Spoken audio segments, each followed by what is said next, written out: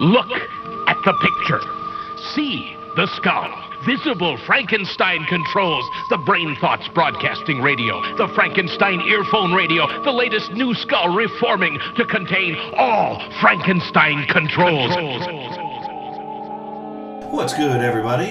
It's already time for another Frankenstein Control. Oh, it's that time of the week. I hope it's been a good week for you all. It's certainly been an interesting one for the country. Of course, that's just a default statement these days. It's true at any given time.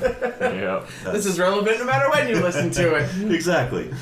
Speaking of, though, why don't we check in on those headlines? It's been a while since we have. Well, for starters, John Bolton is no longer our national security advisor, to the great relief of many and to the great frustration of the horsemen of the apocalypse. That's right. Since our last recording session, President Trump dismissed Bolton from the role, probably for getting mad when Trump shot him with a Nerf gun or some other equally fucking stupid reason entirely unrelated to dubious qualifications and ceaseless warmongering. Dismayed Bolton has since stated that he looks forward to returning to his Bethesda home, where he'll spend many hours trying to provoke Gandhi in Civ 5 to take the edge off. On the subject of high turnover at the White House, just this morning the president gave a short address to reporters in the Rose Garden, where he briefly spoke about the ongoing tension between Iran and Saudi Arabia following recent attacks on the Saudi oil fields. Notably, the president was barefoot the entire time, despite otherwise wearing his standard suit. When pressed on this, and without elaborating further, Trump stated that his shoe man died. And then, shoe man. And then he proceeded to fire on the assembled reporters with a Nerf gun.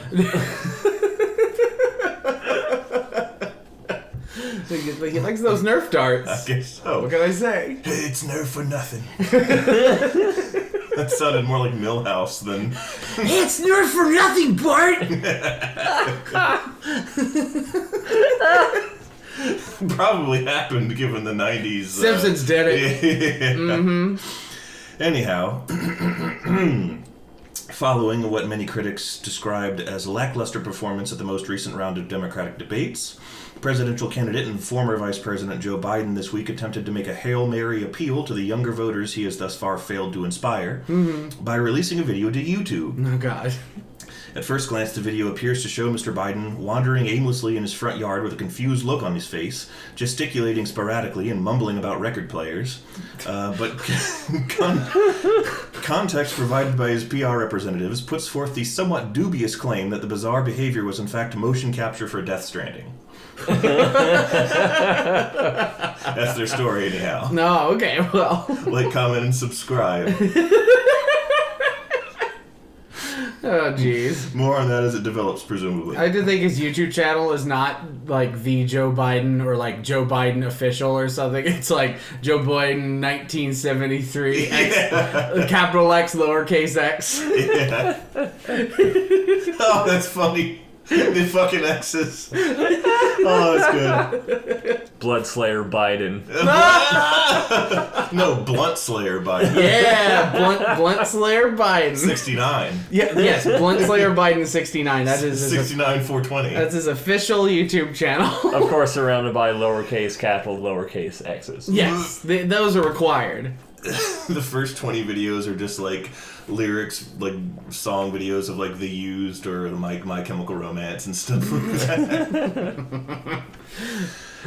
Anyhow. Lastly, in celebrity news, which I wouldn't ordinarily consider news, singer Rick Ocasek has passed away at the age of 75. What, from the Cars? Yep. No, that sucks. As you said, I like that band. Ocasek was famously the frontman for the Cars, and his family spokesperson revealed on Sunday that he'd been tragically frozen in space after being blasted into orbit by volcanic debris and the severed arm of a teenager he'd been fighting.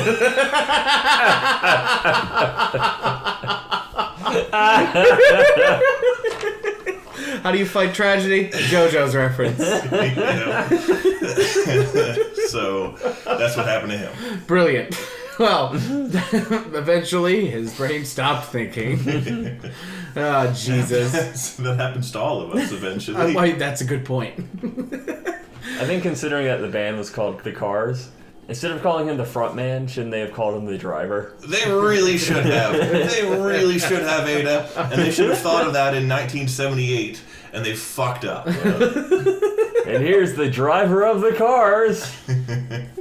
At first, I got him confused with Gary Newman because of the In Cars song. Oh, yeah. Like, I always thought that was by the band Cars for some reason. Because I decided that when I was 7 years old, apparently, and just never changed my mind in, like, 23 years.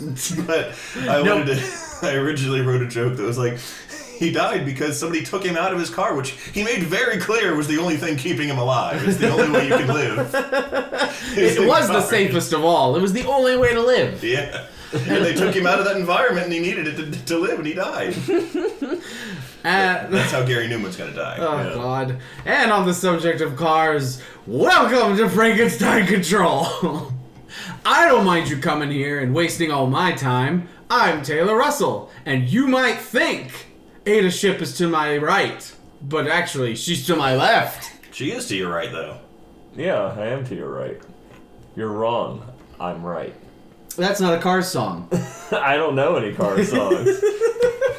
Do, driving a car, beep, beep, beep, beep, honk, honk, honk, wheels on the bus, etc. Be right. Well, you might think it's foolish what Ada just said.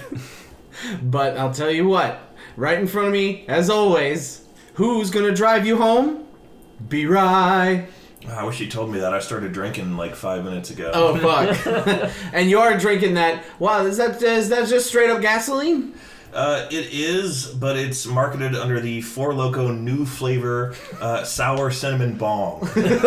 Oh. Well then, today's episode of Frankenstein Control is sponsored by Four Locusts. 4 locusts. 4 large grasshoppers in every can. That is true. Crunch into a soda can of 4 locusts. They bottle that stuff in a country that doesn't have the insect parts per million standard. Lots of FDA. No, they do have an insect part per million. It's just a mandatory amount they have to meet. Right. And they're encouraged to go over it. Yeah.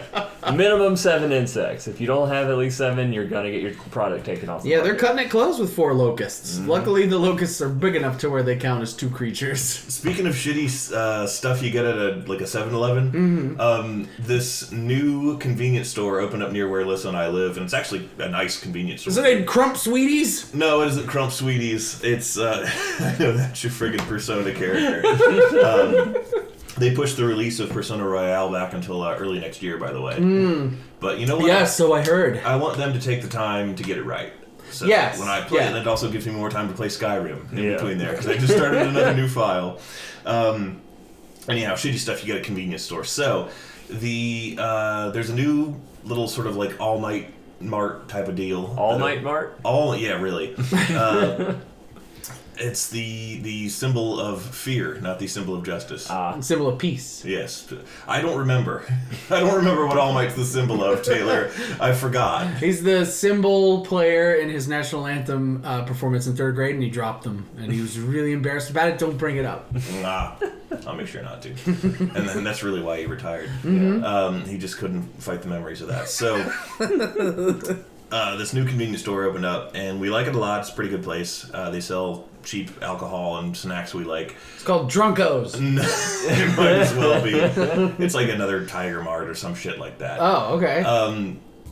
But we've been going there on Saturday nights for anime night refreshments, and I noticed they have like this center, kiosk that has all the ready-made sandwiches and things like that you can typically get at a 7-Eleven type place. Mm-hmm. And they had a meatball. What is that sandwich company called? I think it's called the Sandwich Lady, but I'm not sure. It's the whatever brand makes the ready-made sandwiches. Now purchase the meatball from the Sandwich Lady. Basically. And Drunkos! But yeah, you get the picture. You know what I'm describing. Well, I was like, the line had actually pushed me back a ways when I was there last, where I was actually like sort of killing time by just looking around at stuff. Mm-hmm. And I looked at the some of the meatball subs they had on the kiosk there, and I started reading the label. And the ingredients on one of the meatball subs was like supposed to say like ingredients spaghetti sauce, but both spaghetti and sauce were spelled wrong. I was like, I don't know how to feel about that. This is like spaghetti sauce, but like spelled S-O-S. Sauce. Sauce. Sauce. Spaghetti sauce. Yeah. Another fun spelling I would like is if I looked on a shelf at a store of dubious intent and I looked at the spaghetti sauce. The sauce was spelled S-O-S-E. Sauce. Spaghetti sauce. They do sell this alcohol there that is, I call it alcohol because it is not wine and it is not beer. It is some manner of beer wine. Alcoholic spirit. Oh. And it is like 12% or to 14% alcohol by volume. Blimey. And it comes in like a little flask-sized glass bottle and it is flavored in either apple or purple. Does it just say purple on it? It probably says grape, but let's call it purple.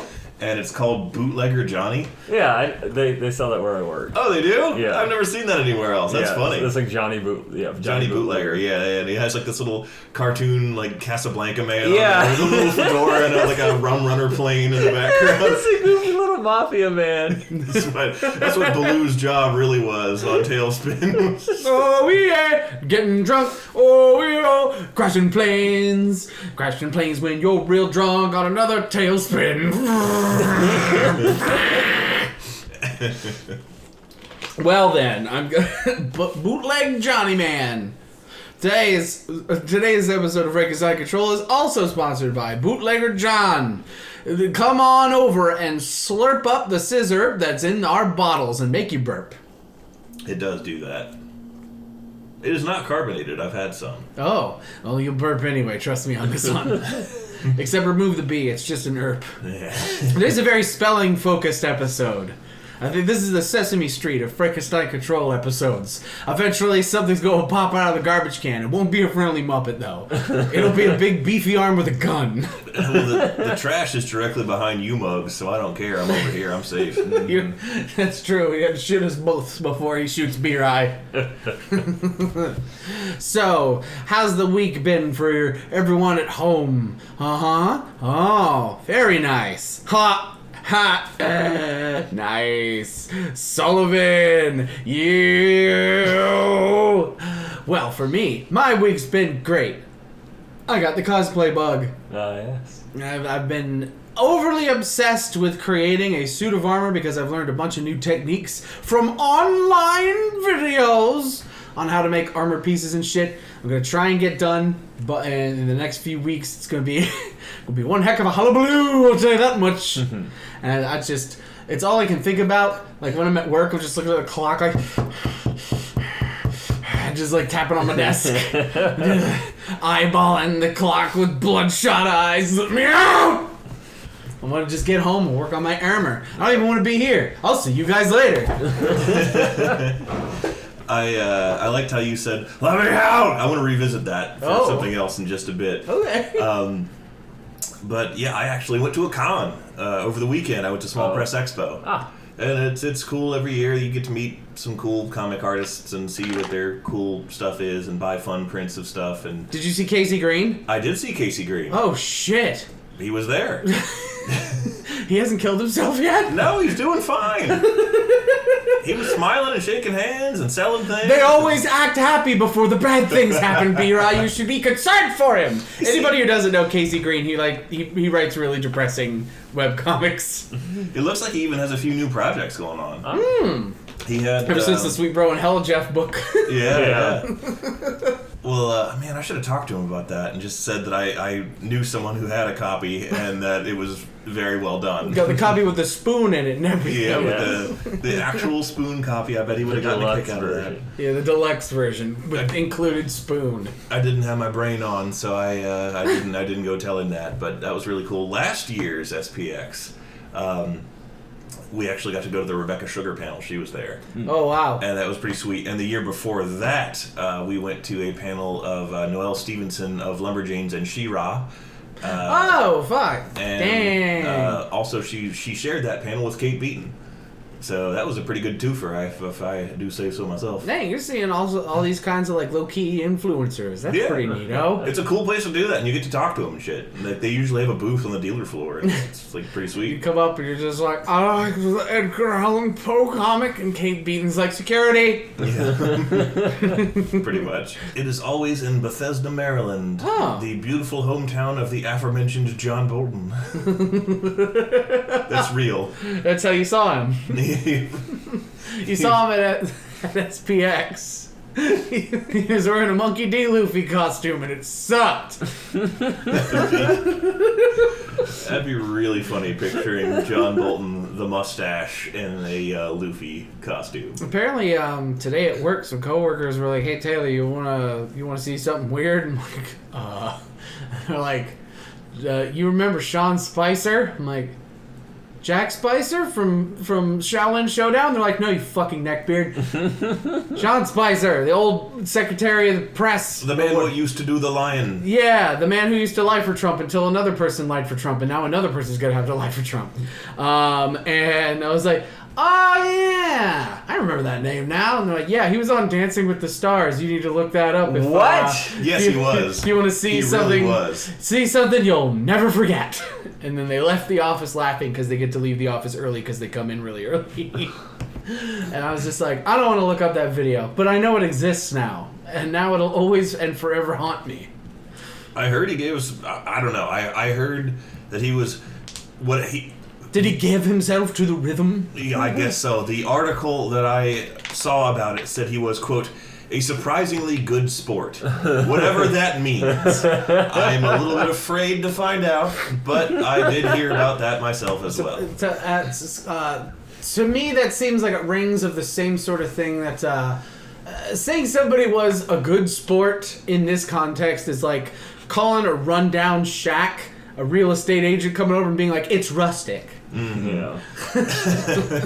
I can only imagine him doing very elegant, like, you know, whoever his partner is, I'm not sure who his partner is, but just doing very, very well executed, you know, traditional ballroom dancing to like fucking Gangnam Style or some shit like that. That's the music. Just get a fucking scene from like Amadeus or something. Yeah. Like a ballroom, everybody in powdered ass wigs, and then just up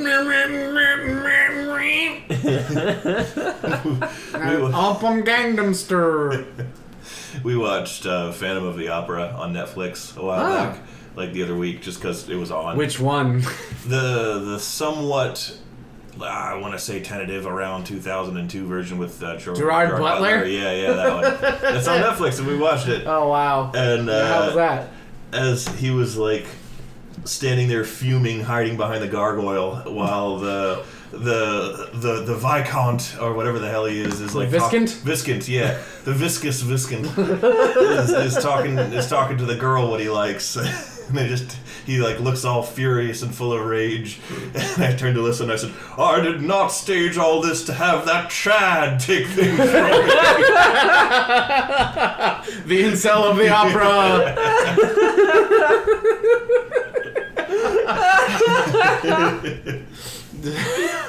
He takes a sip of his Monster Energy drink and pulls his cape and offs away into the night to plan his next misdeed. Oh, so the when you said "let me out" a minute ago, that reminded me of something. So our Target has officially rolled out all of the Halloween decorations. And all of that fun seasonal junk. So like your Target near your house. Yes. I thought you meant there was a subreddit for Target. No. It's like our Target's finally r/Target. No, he was actually talking about their Target, the guy that they got to take out. Oh, that's right. Yeah, he just walks around with a basically a store stall with a whole bunch of Halloween decorations on it, and the county wants them taken out. So they hired B-Roy. The professional term is Mark. Yes. That's what us professional operators call the people we're supposed to call the bodies we're supposed to murk. Hello, future body. What? He shoots me. But anyway, let me out! So we were standing there looking at some of the Halloween candy, and no, it was the funky lights, because Lissa splurged a little bit, and she bought a whole bunch of goofy Halloween, like Christmas light type deals, but for Halloween, like a bunch of ghosts and pumpkins and stuff like that. Yeah. And as we're looking at it, some kid is just over on the other aisle, ceaselessly triggering one of the, like, the noise-making Halloween. Those things? It isn't one of those. Oh. It's this weird skeleton with, like, a bunch of, like, wispy bandages hanging off of it and, like, chains and shit. And it has, like, this, speech... Of course, this recorded series of things that it says, all, poorly compressed. Oh, perfect. And it's just... Oh! I want out! Let me out! Oh! It just keeps saying that over and over and over again. And then, like, right when it stops, the kid, like, triggers it again. Yeah. And so... we're standing there for like 5 minutes as Liz is comparing the price on these various lights, and that thing is just going to town 30 feet away. Let me out! I want out! Little did you know that over in the other aisle, an actual robot was being tortured, and you did nothing to save him. Pretty much, I just kept thinking, like, what could possibly be the context of that screaming that? Yeah. And I was like, did Eric Andre succeed in entering the gate he's shaking that meme, and now he desires Exodus? Which begs the question, is Eric Andre a human cat? Yes, Eric Andre is a human cat. He wants to be let in, and he wants to be let out. Let me in! Let me out! He's always puking up on the carpet, showing his butthole to you, and you don't want to look at it.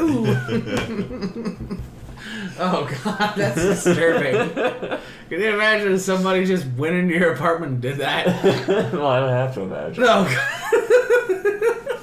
god. Welcome to the Frankenstein household, home to those who spread the buttock.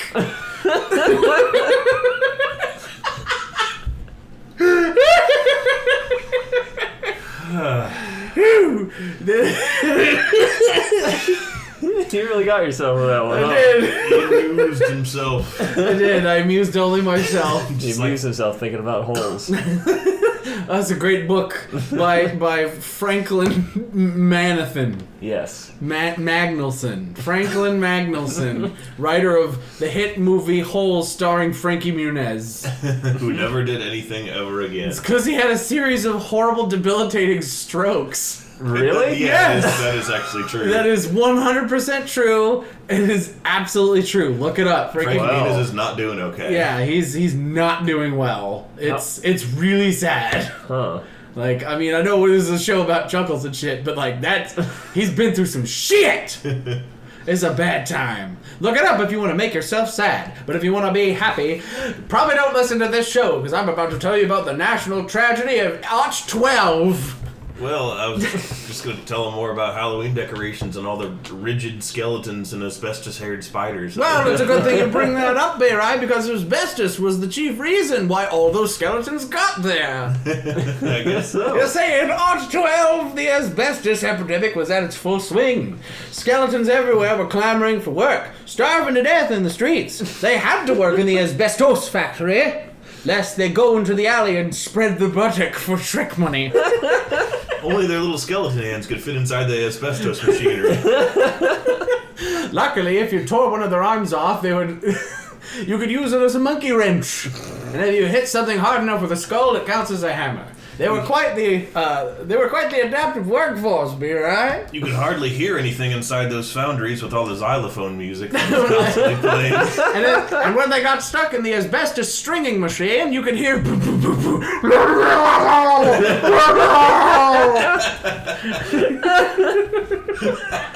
has been a history lesson from Frankenstein Control. We turn it back to you, B. Right? There was also, like, and I don't know if anyone did this on purpose or if they just absentmindedly put the thing down when they decided not to buy it, but, like, on this table with all these other Halloween decorations was a real axe. A relix. A real axe. Relix the cat, you say? Yes. No, well, it's certainly appropriate. Any other amusing Halloween decorations we've stumbled onto in our journeys? Let's see. I'm sure there have been, but I'm not going to remember them now because my brain doesn't want me to say funny things on the opportunity. I got one. So. I got one. I just remembered. I went to Michael's yesterday because I had gone to Joann Fabrics in search of some foam matting. You'd gone to Joann Fabrics to go to the bathroom. Yeah, well, yeah. I went to Joann Fabrics. Well, you don't actually use the bathroom at Joann's. You just go to the bathroom. Exactly. My search for cosplay EVA foam is found predominantly in the floor mat section of Five Below, where you can purchase those things for $3 a sheet, which is pretty good. But I wanted to see if they had any other offerings at, either the Michaels or the Joann Fabrics. Guess what? Both wholly unsuccessful. But at the Michaels that I went to, I saw they had their Halloween section open, and it was your standard fare: skeletons, signs that say "boo," and the two O's have like cartoony, angry ghost eyes. Yeah. And the faces that you put on trees, all that kind of goodness. And then there was a skeleton that you hang on your door. There was a dog skeleton that you put out in your garden, and then there was what I can only call a moon skeleton.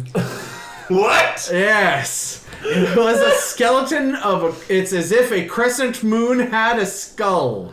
That's horrifying. And the classic depiction of like a crescent moon, how it's like in profile and its face is inside, its chin is one and its forehead is some hydrocephalus kind of business going on up there. And bony protrusion. And it's always like in profile. Yeah. Yes, this was the same, but a skelefied version, so there's no nose. They always give it a pointy nose, no pointy nose.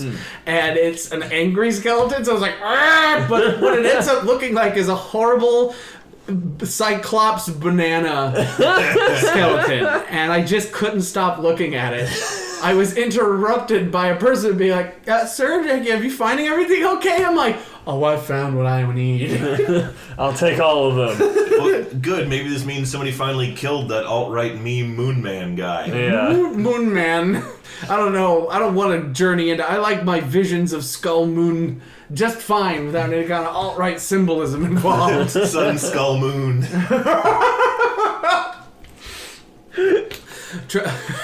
Transversely, sun finally killed moon. And here's the proof. I was cruising around with Maryland Cryptid FBM a few weeks ago, the legend himself, and we were listening to our jams driving through our neighborhoods at night like we usually do, and we were listening to some fine Sun Kill Moon tunage.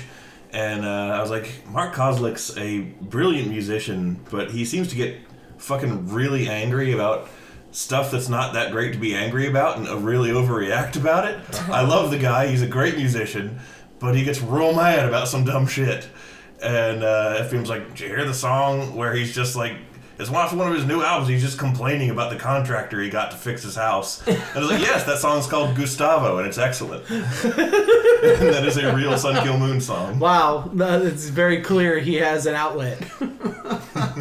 My contractor sucks dick. I fucking hate that guy. I don't know how Sun Kill Moon sounds. I just assume it sounds like that.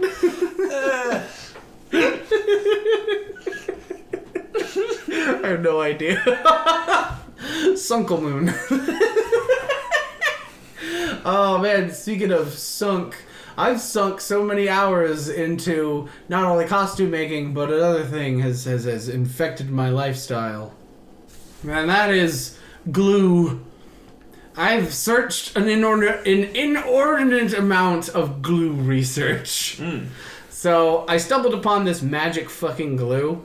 This isn't a gag. This isn't the lead up to a gag. It's just this shit called contact cement. Oh yeah, I've heard of that. If any of you people have tried it before, you know it's basically goddamn wizardry. But for anybody who doesn't, this is a public service announcement. For all of your sticking things together needs, probably use the proper glue for the situation. But if you need to stick to something else, and it needs to stay stuck immediately, like if you're trying to put like two uneven surfaces together and have it stay that way immediately so that you can move on to something else, such as gluing two parts of armor together inch by inch, carefully, so that you don't have to wait for hot glue to cool and burn your hands. Yeah. Contact cement is fucking amazing, and it's completely contrary to every glue I've ever used. I'm sorry, I'm like super big on this right now. I used it to make the horns for the Beast when I was the Beast for a couple years ago for Halloween. Okay, so you know kind of how this crazy shit works. Worked pretty well. It works great, but it also works fucking opposite of what you expect. Yeah. You're supposed to apply it to both surfaces that are going to meet, but you apply it to them separately, apart from each other. You fucking apply that shit. Spackle it on with your mortar trowel. And then you just let it dry. You just let it sit there until it's dry to the touch. And you're like, how the fuck is this gonna work? This is a ruse. I'm being tricked. And the second you put those two surfaces together, like the word, it's amazing. You'll never get that apart. You'll rip the thing before you get what you need taken apart. Like, it's amazing. So any crafter out there, look it up. Contact cement, popular brands are Barge and DAP. That just sounded like normal tailors having a stroke noises. No, I swear these are normal. DAP and Barge are popular brands of contact cement. They're great. Highly recommended to all my costume building friends out there. Works with fabric, works with wood, works with shrimp, works with my uncle, who I've glued to my back. Hey, Taylor, how's it going? Uncle, you put the gun down! Now even you know I am a menace. I hand you the secrets to save the entire human race and the entire universe.